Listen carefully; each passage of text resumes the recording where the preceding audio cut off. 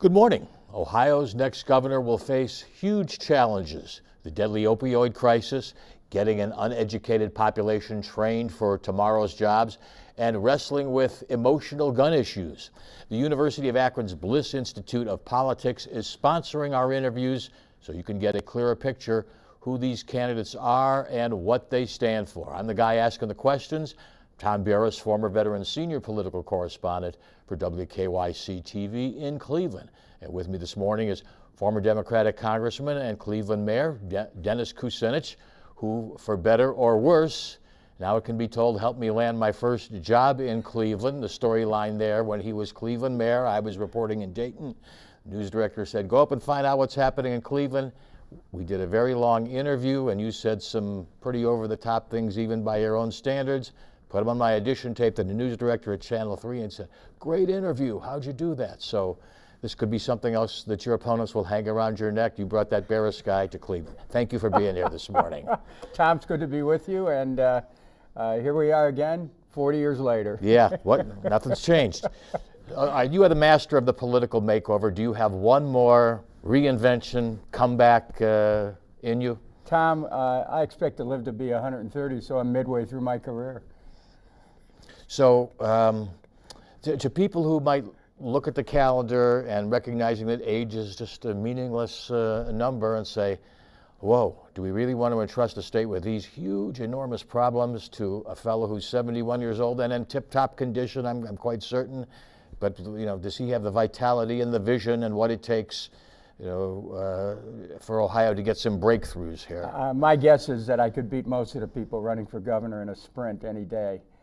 Beyond that, the experience that I have that goes back to being a Cleveland City Councilman, clerk of the Cleveland Municipal Court, state senator, U.S. House of Representatives for 8 terms, has prepared me through being involved with government at all levels to being able to take that experience and offer it to the people of Ohio as someone who has the background to be able to run a state of 11 million people. So what would be different or what would be better about a chief executive, Dennis Kucinich, in 2018 and 2019 from the chief executive, Dennis Kucinich, that I met back in the late 1970s? Well, the experience that I have, I mean, we're talking about another 40 years of political experience.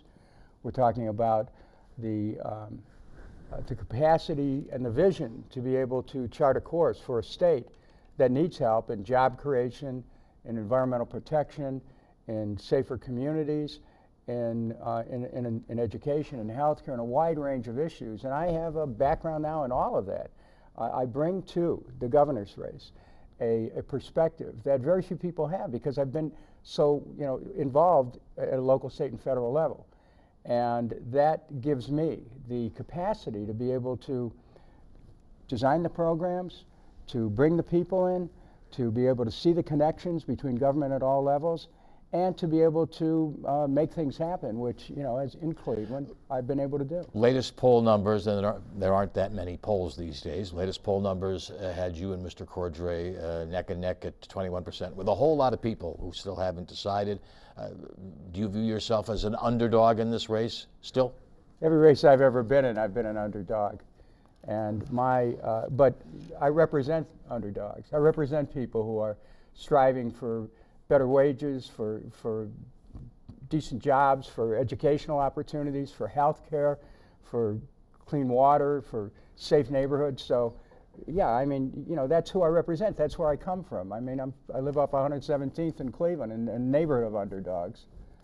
So you are proposing some very bold and ambitious ideas, including trying to ban semi-automatic military weapons, stopping oil and gas drilling in Ohio, cracking down, perhaps eliminating charter schools, and we'll talk more about those coming up. But Ohioans seem to like more comfortable, middle-of-the-road types, managerial types as their governor. Aren't you arguably kind of too far out there for Ohio's political comfort zone? Actually, I'm the person Ohioans want for this moment. Somebody's going to shake up a lethargic state government, a state government that's become corrupt because of the relationship between the political parties and interest groups. Only someone who literally comes from the outside, who isn't part of that system, can upend it and make it work in the interests of the people. So the idea that the status quo is going to be of service to the people of Ohio belies the fact that you have so many people who are paying confiscatory rates for health insurance. You have so many people who are struggling to get a decent wage. We ought to have a $15 minimum wage. You have so many people who are now concerned about their children in schools being safe, and yet we have an NRA A-rated candidate who's my principal opponent in this race, who has doubled down on his position on assault weapons. Look, I'm the one candidate who has the political independence to cause the system to work for the people. That's the motto of our campaign, by the way, Tom. It's a hashtag, power to we the people. And that has a real throwback ring to it, though, you know. How so? A throwback to the Constitution of the United States? Right. Ohio has elected Republicans to be 6 of their last 7 elected choices for governor. How do you overcome that, obviously, as a Democrat with all of these deeply entrenched and largely Republican interests? I mean, a lot of people admire your noble and you know, perhaps long shot courage, but boy, the guy needs a reality check. Are you kidding? I'm going to tie in this race. How do you call that a long shot? I mean, this race is a toss-up.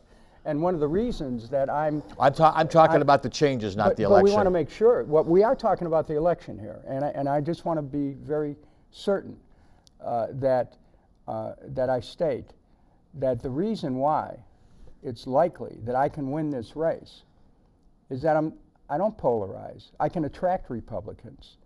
I can bring in those people who voted for Donald Trump because they felt the Democratic Party abandoned them. That constituency is a middle class, a working class constituency. That's where I come from. I'm theirs, and they know that. And so because of that connection, the political parties become less important to people. They want a governor who's going to be for them. It's not, you know, have a Democratic governor, a Republican governor. They want a governor who's going to be for them. Am I a Democrat? Yes. But I'm not a stooge of a political party. I'm not a party hack. I'm somebody who represents people without regard to what the party wants. And I think people are looking for that. And that's why Republicans will be attracted to a candidate who isn't going to be a robot on behalf of a party agenda. Do you think Republicans, as they eye the outcome of the primary, are more eager or would rather have you as the primary winner candidate or Mr. Cordray? Well, you know what? I'm going to let I'm going to address myself to Democrats. I can win because I have the capacity of bringing back the Trump voters. I can win because I can energize the base. I have an abundance of energy to be able to reach out to people and to inspire them, Tom, to vote. I don't know there's another candidate in this race who has shown a demonstrated ability to be able to energize people and inspire them and motivate them to vote.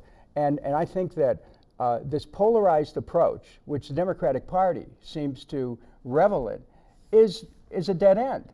You can't win if you attack Republicans. You have to provide a better argument as to why you're the one who's going to bring jobs, as to why you're the one who's going to raise wages, as to why you're the one who's going to protect the environment and create safer communities by getting rid of these assault weapons. So right now, a lot of the newspaper coverage of this race frames it as a two-candidate race in the Democratic Party, and the main issue is guns, and Mr. Kucinich has the upper hand because he is more in the moment of what people are thinking. Do you think that's oversimplified, though? Do you really think the gun issue is the uppermost issue in most people's minds at the moment? I think that, you know, having participated in the march where there were 20,000 people in Public Square in Cleveland, and my running mate, Tara Samples, participated in the march in Akron, the issue of public safety, of the safety of children in their schools, of parents worried about dropping their kids off to school and getting a call from school, there's been an incident. The concern that people have about safety in public spaces, about being at a mall or a church or a concert and having to worry about their safety. Yeah, this is a paramount issue in this race, and the fact that my opponent Richard Cordray is the one who knocked down the assault weapons ban in Cleveland, who went to, and which he didn't have to do, who went to the U.S. Supreme Court, didn't have to do that, on behalf of the NRA, and knocked down the city of Chicago's gun laws, which affected laws all over the country. He set the stage for his own problem here. He held rallies on the State House lawn where people had assault weapons right a few steps from where the governor's office is. I mean, on my behalf, I didn't know through 16 years in Congress and 2 years in the state Senate that this F rating from the NRA was going to somehow become a political matter in 2018. So you view that as a badge of honor there? That, absolutely. I'm proud of my F rating with the NRA, because what it tells the people of Ohio is that I cannot be influenced by an interest group that has basically a death grip on the state legislature and on my principal opponent in this race. Let's talk about the effort that you and your running mate are making to try to convince cities to pass resolutions, to encourage lawmakers, to allow individual communities to have their own gun regulations. By my check, there are 938 cities and villages in the state of Ohio. How many of them have thus far passed such a resolution? We've had a handful. This is something that communities have to decide on. But how many of them do you think it would take to realistically motivate the legislature to do something? Look, keep in mind, Tom, communities wouldn't have to do that if Richard Cordray hadn't led the effort in Cleveland to overturn an assault weapon ban that Cleveland had passed in 1991. Now let's go back. What we're doing is we're communicating the information to local communities, asking them in advance of Tara Samples and I taking office to indicate their willingness to create the discussion on a local level. That's happening around the state. This discussion is happening. So, but we're going forward nevertheless and making this one of the principal issues in this campaign. You know why? Because we get what these young people are saying. The young people around the state, their future is at risk. They're worried in their classrooms as to whether or not they're going to be safe. It's a problem of not just safety, but it's a problem where kids are trying to learn and they're distracted. All the masses of young people around the country who have turned out on this issue, that needs to be respected. So that's where the future of America is headed. The same poll that had a snapshot of your race, I believe also the same poll has done something in regard to Ohioans' opinions about gun control. There are now a majority of people who favor, and in both parties, at least if the poll is correct, who favor a ban on military assault kind of weapons. Has this reached a tipping point? Oh, it absolutely is at a tipping point, which is why Mr. Cordray's doubling down recently in an interview with the Columbus Dispatch becomes significant. If he doesn't get that the public has totally moved in a different direction, Democrats and Republicans alike, then he's going to he wouldn't be the worst candidate for the party to put up in November, because all you need is a slight shift on the part of Mr. DeWine, who had a better grade than Mr. Cordray did in 2010, and that issue becomes the paramount issue in November. So I'm best situated as a Democrat to recognize the public sensibilities here. I've been leading on this issue of getting rid of assault weapons because parents and young people are concerned. And so because of that, my campaign is gaining momentum. And because of that, there's a pretty good chance that I'll be the nominee of the party if people turn out in March, or in May, according to what we're hearing, based on their interest in this issue. Because Mr. Cordray has committed himself to the NRA's agenda on assault weapons. Moving to another issue or other topics here. Do we have to? Obviously, you're getting lots of mileage out of this. Donald Trump has been in office about 15 months. Do you think, as a result of what he's done or not done in that time, Ohio and its residents are better off or worse off? And give me some examples why you think the way you do. He has yet to deliver on his promises. The one thing that he did that I agree with is putting up tariffs to protect steel and aluminum. It'd be good to do that with both finished products as well as raw imports. So to all those surveys that suggest Yes, there may be some restoration of some steel making and some aluminum making jobs, but there'll be more jobs lost in other industries that make products from those metals, and the result of a trade war, we're all going to be paying more for many of the items and commodities we buy. Look, I helped save a steel mill in Cleveland, and we rallied the community. You're taking credit for ArcelorMittal still being there? I'm taking credit for saving that mill, you bet, and the people have given me credit for it because I rallied the community and blocked the closing of the blast furnace, which would have meant the end of that mill. People know that. So, no, the workers are the ones who saved the mill because they were there and kept it going. I created the opening to do that. Now let's move forward. Steel is important to Cleveland. It's important to Ohio. And we need every break we can get. And so, yes, steel is responsible directly and indirectly for tens of thousands of jobs in this state. So yes, I am for that. Now, do I agree with Donald Trump on everything? Absolutely not. I disagree that we're still at war in various places. I disagree with him on immigration. I disagree with him on building the wall. These are things that I've spoken out about publicly. But you don't fear the consequences of a trade war? Look, our state has been damaged mightily by NAFTA, by the General Agreement on Tariffs and Trade, by China trade. Our state hasn't benefited from that. We've lost manufacturing jobs, Tom. I have people living in my neighborhood who over the years, they worked in steel, automotive, aerospace, and shipping, and what we've seen is a steady decline in Ohio. That's why Ohio, relative to other states, hasn't grown, because of these trade agendas, which frankly, a lot of it came out of Democratic administration. So, I'm for Ohio. I'm for our industries. We need to hold on to what we have and build forward. I'm not ready for America to get out of steel, automotive, aerospace, or shipping, because they're part of our strategic industrial base. They're important to protect the country. They're also important. We're going to rebuild the infrastructure we need. We ought to do it with U.S. steel. And to defy this international trade structure that says that, well, we can't do that because it's against trade laws. We have to rebuild Ohio, do it with American steel made from Ohio, and get the economy moving. And so anything that moves the economy forward and comes out of this administration, if it's good for Ohio, I'll be with them. If it's bad for Ohio, I won't. What is your position on the president's infrastructure plan, which turns out to involve much less federal money than he was offering, and puts more on the back of the states and the private sector? It's totally inadequate.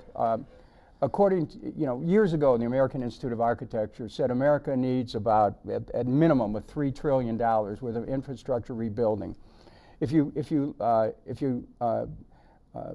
parcel that out to Ohio, Ohio infrastructure needs are probably in the area of $90 to $100 billion. Now, how are we going to meet that? The president's plan is for $200 billion nationally. That's just a drop in the bucket.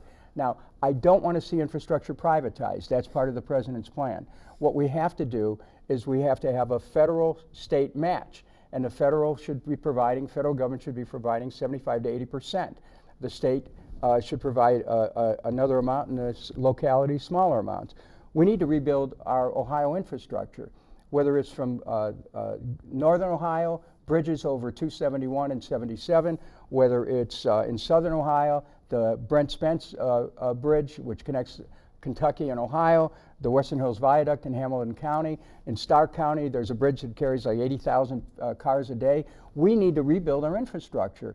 And we need to, and the president's plan is absolutely insufficient to do it. So Congress needs to step it up. We need to plus up the amount. We need to be talking about trillions of dollars. It's an opportunity for an FDR-style New Deal program, which puts hundreds of thousands of people, even millions nationally, back to work, and primes the pump of the economy in doing that. But given that the president's proposal, meager as it is, it obviously puts a lot of the responsibility on the state. Does the state have significantly more resources to devote to infrastructure improvement? The state has, you can do 5% of the biennial budget for financing these programs. The state continually issues bonds and then retires them. We may have a few $1 billion capacity. That money should be used and spent for infrastructure. We should be able to leverage it, though. The state does not have the resources at present given our current economy, to be able to refurbish or rebuild the infrastructure as we need to do it. So what would I do as governor? I would go to the people of the state with a new bond issue that would be over and above what's constitutionally permitted, ask people to pass a constitutional amendment that would enable us to exceed the current limit and to put Ohio back to work rebuilding our infrastructure. It'll be a massive business investment. It'll create all kinds of jobs. There'd be no additional tax component with that? Well, the component would be to retire the bonds. But if you put more people working, you have more tax revenue to do it. So I think a lot of the extra costs would be offset by an economy that starts to be primed. And so the whole idea is to have a governor with the vision to get people back to work at least at $15 minimum wage for trades, Davis-Bacon level wages, to rebuild our economy, to rebuild water systems, sewer systems, roads, bridges. If you're driving along the roads right now and you're hitting a chuckle, this is a representative of the fact we haven't invested in infrastructure. Driving on a washboard. Absolutely. All right. So moving on to an immigration topic. Several big Ohio cities have their own programs or organizations to actively recruit.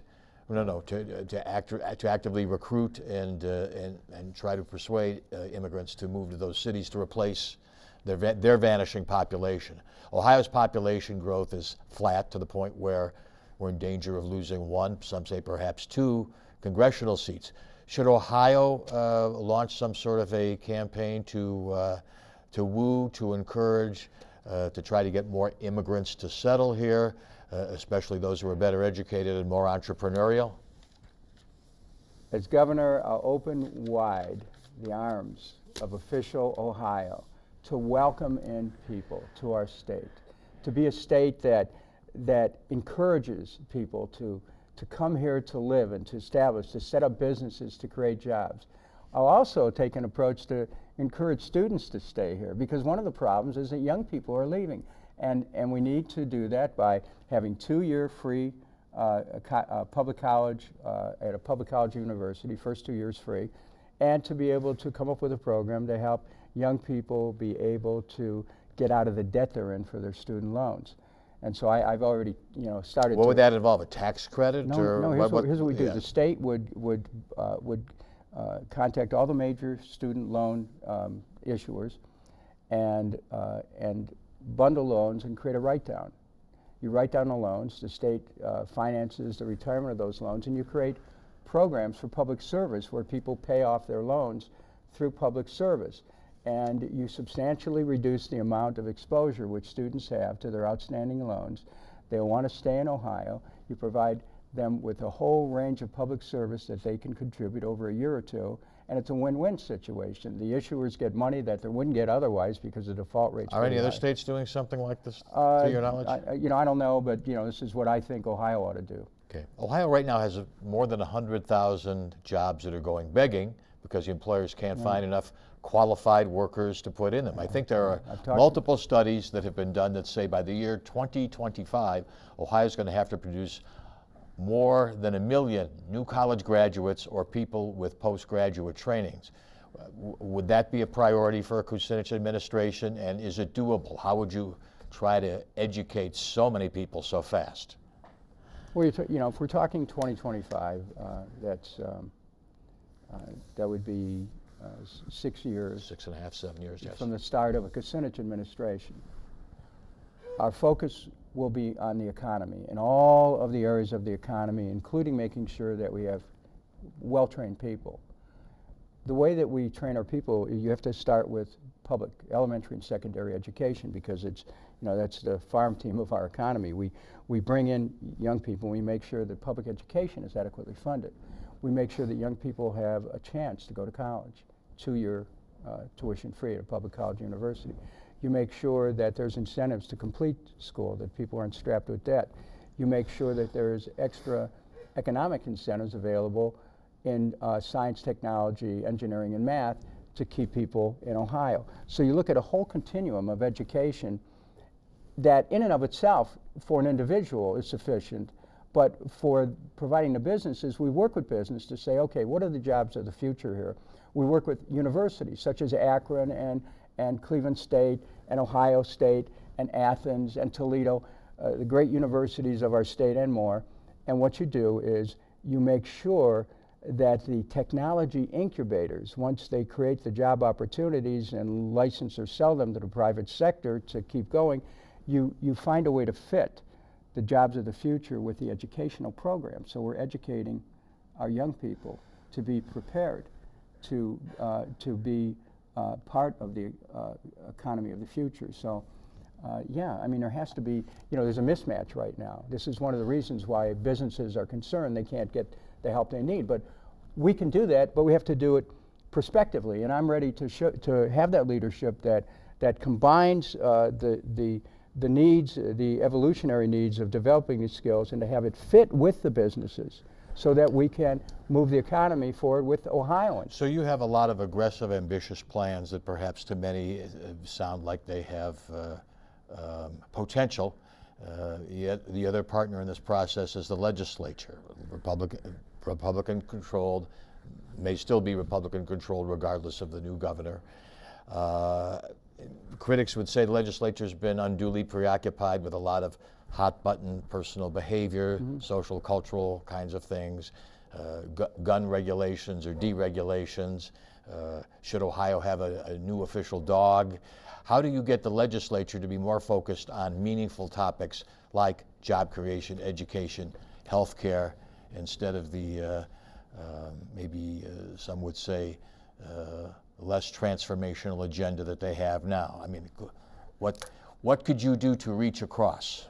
Well, I just want to make it clear that I have a Beagle Basset that I would offer as a prospective state dog. Yes, absolutely. Okay. I have no trouble working with Republicans. This campaign to me isn't about Democrat versus Republican. It's about how we may be of service to the people of Ohio, because people of Ohio want results. I'm not into polarization, Tom. Now, there are differences in economic philosophy. I understand that.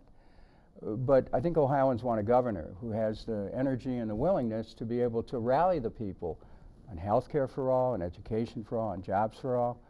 I'm pragmatic. I can compromise, but I'll tell you this, that the people are waiting for the leadership to push things forward.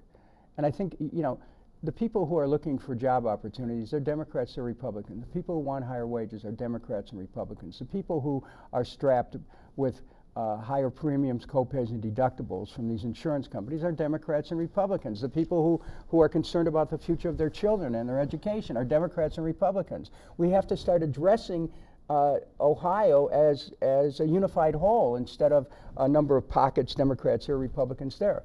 I think in terms of looking at all Ohioans and moving together. And because I take that approach, I think it'll be easier for me to work with Republicans. But frankly, if I'm leading the ticket in November, there'll be a lot more Democrats elected because I have a vision and the energy to be able to rally people to say this is the agenda and vote for those individuals who will support it. And those who don't, well, we'll talk to them after November. Regardless of whether you're leading the ticket or not, do you see a blue wave coming this November, or are Democrats maybe overconfident in that regard? People of Ohio are not going to go for somebody who's Republican light. Given a choice between a status quo Democrat, a sleepy status quo Democrat, and somebody who is dynamic and ready to challenge that status quo, I think that in a primary, people will go with the person who wants to challenge the status quo. In a general election, if you have Republican light and a real Republican, people will go for the real Republican. That's always the case. This is why the Democrats failed again and again and again in Ohio, because they haven't given people a clear choice. They don't differentiate themselves enough? That's absolutely right. People, right. Why, Tom? For example, when I was elected mayor of Cleveland, I defeated the Republican incumbent. When I was elected to the state Senate in '94, I was one of the only Democrats in Ohio who defeated the Republican incumbent. When I was elected to the U.S. Congress, I defeated the Republican incumbent. Did I do it by pretending that I was Republican in some areas? Absolutely not. I gave people a real agenda, so if there's going to be a blue wave, that it has to come from a true blue Democrat. Some other topics. There's a push, or at least a serious discussion in some circles now about Ohio. Should it have a right-to-work law? Most of our neighboring states have one. Proponents of it say we need it to compete. Obviously, it would be a vicious political battle if something like that were seriously considered. I bet I know the answer, but what are your thoughts about a right-to-work law? Well, let me tell you, it won't be a vicious political battle if I'm elected, because there won't be any question about the position of state government. Right to work is simply, I call it right to work for less. It's an attack on workers' rights. I stand firmly for the right to organize, the right to collective bargaining, the right to strike, the right to decent wages and benefits, the right to a safe workplace, the right to sue an employer if they maintain an unsafe workplace, the right to a secure retirement, the right to be able to participate in the political process. I see workers' rights as being human rights. And any attempt to bring a right-to-work agenda into Ohio will be slammed down. And I'll rally the people of this state, workers and who are organized and non as well, to move people forward. As governor, I'll be signing executive orders to facilitate that right to organize. You've already mentioned this, but just to underscore it here, the possibility of a step-by-step approach to a $15 minimum wage, you would support of that? I'll do more than that. I mean, I'm saying right now that upon election as governor, I'll sign an executive order that every state employee will be entitled to a $15 an hour at a minimum. Every person who has a state contract. No intermediate steps all the way to No, there's 15? no reason to do that. Yeah. The time, you know, the temporization on this, which I've studied, the temporization is causing people to lose their buying power. A $15 minimum wage is another one of those things that helps to move prime the pump of an economy. We have a 70% consumer economy, Tom.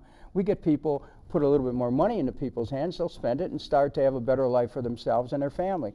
I'm going to go right for a $15 minimum wage, but to do it, yes, I'll present that to the legislature, but I can set the standard by making sure that state employees have, and anyone who's doing business with the state, wants a state contract, will, in order to have a state contract, I'll sign an executive order that they'll be required to pay their workers no less than $15 an hour. So, and we can do a lot towards that, and I think that Ohioans, and particularly those who will be voting in this primary, who are concerned about their own standing, will know there's a governor who not only supports this, but is ready to model it as, within state government. And then how do we get the rest of the state to do that? That's where leadership comes in. Mm-hmm. That's where we say, hey, you have to recognize that people are struggling to make ends meet, that what people are making right now is not sufficient to support families. And $15 is a living wage, and it ought to be where we start. And so, I've thought about this and talked to people, and the more I think about it, that's what we ought to aspire to. So never mind the incremental approach. Let's go for the whole. If you want to do it over a couple of years, we can negotiate that. But I'm saying the goal is $15, and I'd go for that immediately. Okay. We don't know what's happening behind the corporate curtain there, but at least on paper, Columbus is still in the running for the Amazon super-duper second headquarters and all of the jobs that would bring. Do you think Columbus has a legitimate shot? Look, the state should do everything, do what it can to bring in new business.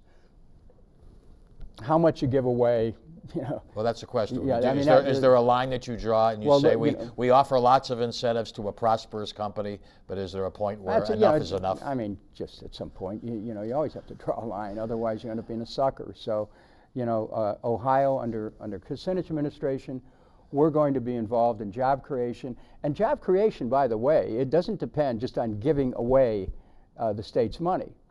It's taking the state's money into incubating technologies at our universities and licensing and selling those technologies to make the economy move, to create the jobs of the future. Talking jobs a little bit more, Governor Kasich is proud of boasting that on my watch, Ohio and Jobs Ohio has helped create 450,000 private sector jobs. Yet the flip side, Ohio has been behind the national state's average for job creation for 63 months in a row. Do you believe Jobs Ohio has been a success or failure, and will Jobs Ohio have any role in a Kucinich administration? Well, the Jobs Ohio program, which came about through the privatization of liquor control, has been a marching band and chowder society for middle management types who have received six-figure incomes with in a program that lacks transparency and can't really show, how they're spending the money. So what I would do is to deprivatize the liquor control department, to use that money to support small business, and again to create these technologies. And I want to say that many of the technology incubators have already created the jobs. They're waiting for someone to come forward and take the ideas moving forward. Ohio has great potential here, but we can't do it by taking a political approach or a patronage approach to jobs that involve the economy. You have to see results. And Jobs Ohio, what's the results? That's what they say, but show me. And I don't think they've shown anybody, except one thing we do know is they've paid people excessive six-figure salaries in a program that really, I don't know. So you think it hasn't delivered what the governor promised? Not at all, no. 10 years ago, Ohio voters approved an idea to clamp a lid on interest rates that could be charged by payday lenders. Here we are 10 years later, and the lenders are still offering the same kind of products at exorbitant, some cases 591% interest rates on loans. The legislature is looking at what to do about it now, set of circumstances. What should the legislature do? There's, I believe, a proposal that would cap interest rates at 28% a year. Do you support that particular bill, or do you have another idea? The payday lending industry is out of control, period. If there's anything that proves that banks need to be of service to people in our cities more so, it's the fact that payday lenders have charged confiscatory rates. Now, I want to say, Tom, that the Consumer Finance Protection Board had a payday lending rule, which was years in the making. It was put up, but then it wasn't implemented. When Richard Cordray left his post, the payday lenders were able to essentially knock out all of the protections which were being developed for not just people in Ohio, but nationally. You have 5 of the major payday lending companies, the lenders, are now wreaking havoc with millions of American consumers but Mr. Cordray did point out who have billions at stake. But Mr. Cordray did point out correctly, I believe, that you voted for legislation that helped. In 1996, I was one of 32 members of the state Senate who said, "Okay, we'll give them a chance to become involved in lending." But what's happened since then? We're talking 22 years ago here. Since then, the industry has become rapacious, has basically been stealing from American consumers, and the one person, the cop on the beat for the whole country, deserted his post, walked off the beat. Richard Cordray walked away from this. Now, I will tell you that position of Consumer Finance Protection Board, the head of it, in some cases for all Americans was much more important than the governor of Ohio, and yet he abandoned that post to run for governor. And you know what? He gave the keys to the Consumer Finance Protection Board to the Trump administration, which has proceeded to wreck that and to hold at risk millions of consumers who are losing billions of dollars to the interest rates to these predatory lenders. So, you want to draw an equivalency here? One of 32 state senators who in '96 voted for a bill, or the person who was in charge, who was the guard at the gate, who was the watchdog, who walked away and let these predators come in. I mean, I'm ready to make that comparison. Everybody in public life, I think, at one time to make votes that they live to regret. I mean, you would have to admit that, right? I would say that that predatory lending has become an egregious problem, and that as governor of Ohio, I have said that I have a strong consumer program to be able to address the needs of consumers who are getting cheated by these predatory lenders. Absolutely right. But I will tell you, Tom, Mr. Cordray has not been held accountable for his abandonment of that post. Switching subjects one more time. Some faithful Democrats cringe at your presence as it was on Fox News. You know, how could he be up there mixing and mingling with those people who had such abhorrent views? What did you learn being in an environment where most of the people you worked with, or at least appeared with, held political positions that were polar opposite of yours? Well, first of all, I want to point out that we're in a studio here, that right outside that studio, there's a sign that says Fox News. I don't know what that has to do with this interview, but I hope that it doesn't mean that... Well, for the record, to clarify, Channel 8 has a satellite bureau down Okay, here, so it's not Fox News, it's okay, well, Fox I just News. want to... Okay. Well, you raised the question, I'm explaining. Okay, thank you for doing that. I agreed to go on Fox, not because I changed my mind about anything. During my time in Congress, Fox would invite me on, and I'd be on, and they would, you know, and I'd be ripped up for anything that I said.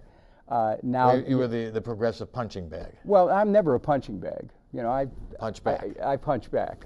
But but when I joined, when I was asked to join the network, it was under these terms. Look, Dennis, we don't agree with much of anything that you say, but we'd like you to come on so that you can have a point of view to express to people. And the way I look at it, you know, it's easy to preach to the choir, but the real test should be, do you have the ability to communicate with people who might disagree with you? How do you change people's minds unless you reach out to them and you expose them to your own point of view?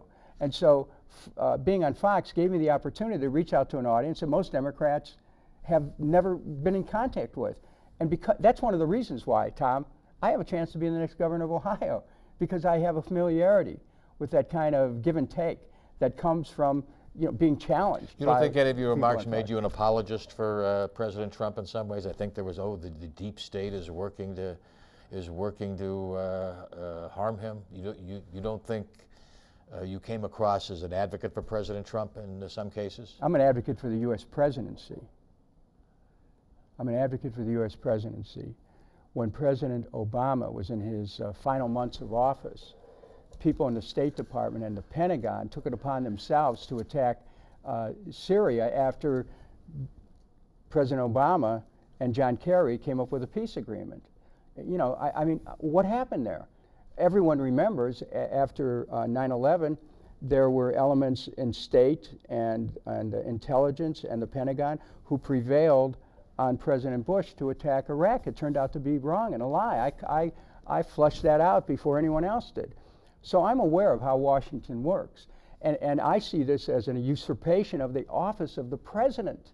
And so, yeah, I defend the Constitution of the United States, whether I'm holding office or not. So it wasn't President Trump personally? No, absolutely not. All right, you raised a question about Syria. Many people looked at those images of your several trips to Syria with President Assad, who many people consider a war criminal for bombing and gassing and killing his own people and children. And a lot of people just think those trips were unnecessary and inappropriate.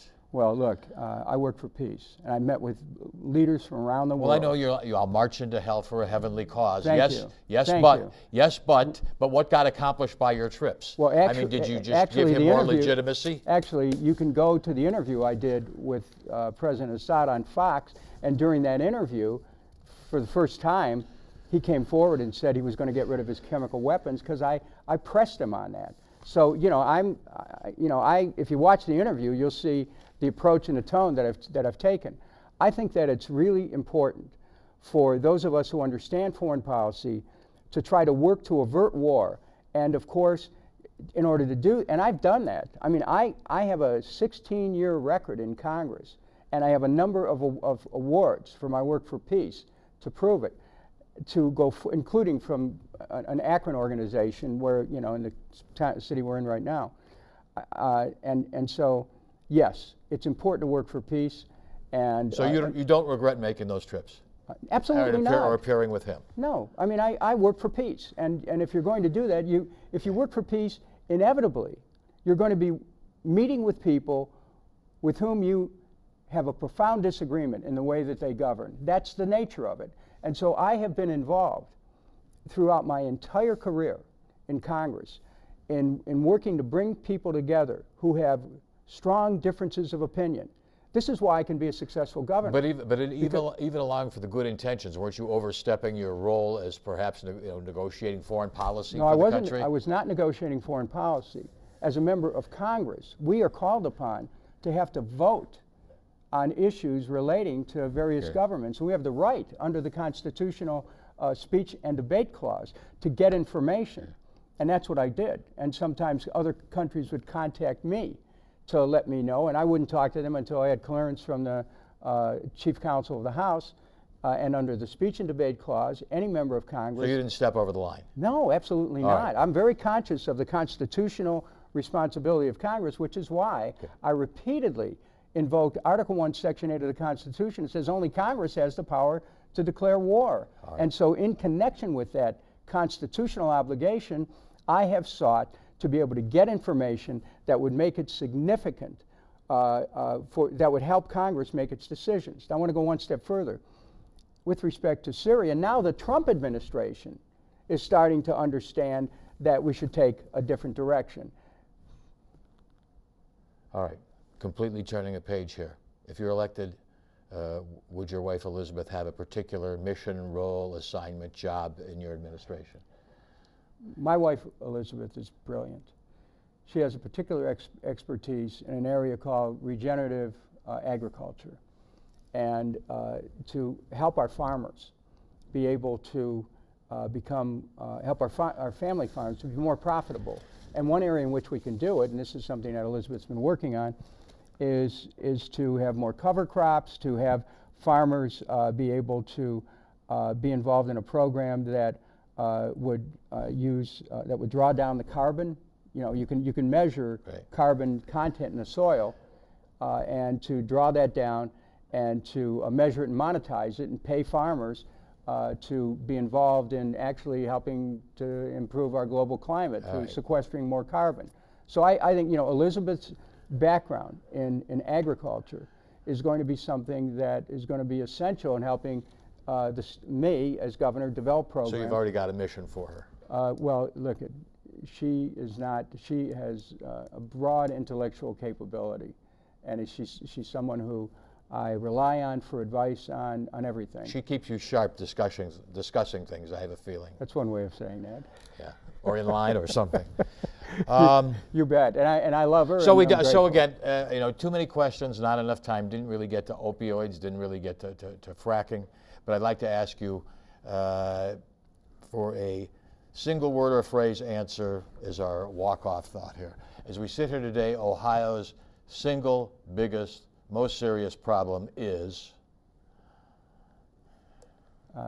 There is no single biggest problem. It's job creation. It's getting rid of assault weapons. It's ending fracking, preserving our water, protecting clean water. This is our greatest asset and our resource. We have to protect it, and I'm dedicated to doing that by stopping the fracking and stopping these deep injection wells. All right. Thank you very much for coming by, Tom, and good luck on May 8th. Kucinich.com.